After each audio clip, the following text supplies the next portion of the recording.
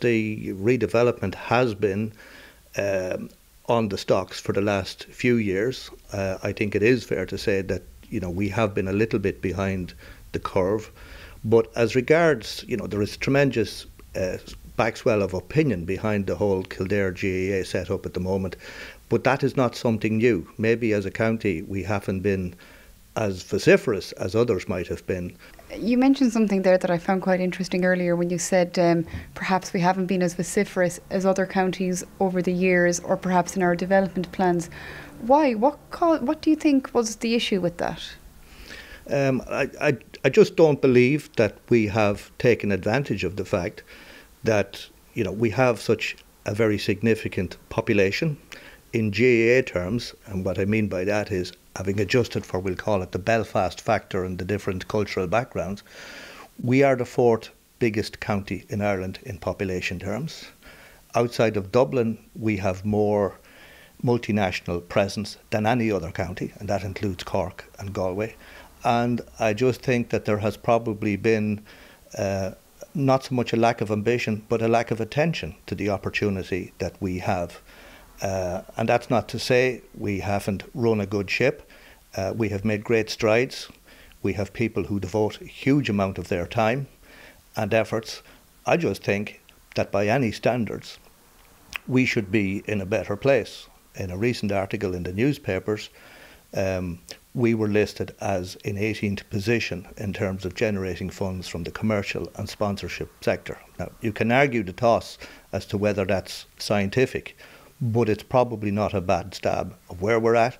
I happen to think we should be much closer to the top on that scale, and we should not be looking upon victories occasionally at minor and under 21 level in Leinster as being a reasonable measure of success. I have to say I think we're better than that because we've an awful lot more going for us.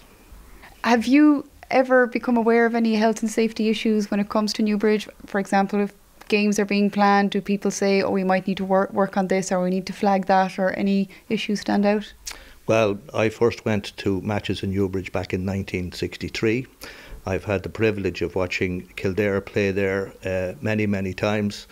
I've had the privilege of being there when we had a full house, and I'm not aware of one single incident of there ever having been a problem in Newbridge. And the suggestion that somehow or other people would turn up in Newbridge and might be antagonistic towards each other out on the street because they don't have a ticket, quite frankly, that's a nonsense. It is not within the culture of the GAA. It is not within the culture of Kildare supporters, nor indeed of Mayo supporters. So that's really a red herring. And if our ground is only capable of holding 1,000 people, just to exaggerate it out of all proportion, so be it. The home advantage is more important to us, given that we're entitled to it.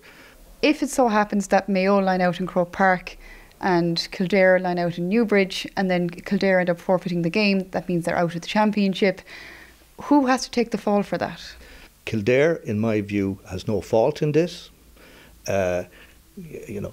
If I were somewhere in the middle of it, I'd like to think that we'd have established the rules with the people in Croke Park before the championship began, before any draws were made, or even last Monday morning when apparently the indications were coming out that they were being told that Kildare would have to move either to Tullamore or Portlaoise. I think I would have been in my car. I think I would have been in Croke Park. I think I would have had a very strong discussion. But there was a certain element of each side waiting to see which of the other would blink first. And I don't think that's a proper way to conduct business. We have a situation at the moment where if Kildare get into the Super 8, on the face of it, they'll have no home matches. Now, if I exaggerate that a bit more, and I give the example, if Kildare end up playing Dublin in a Super 8 game, and I've no axe to grind with Dublin, I've great admiration for them as a team and as a county and in terms of how they're organised.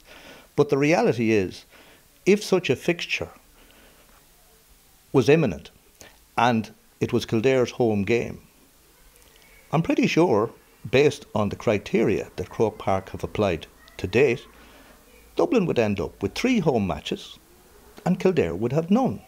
Now, best of luck to Dublin, but that's wrong in my book.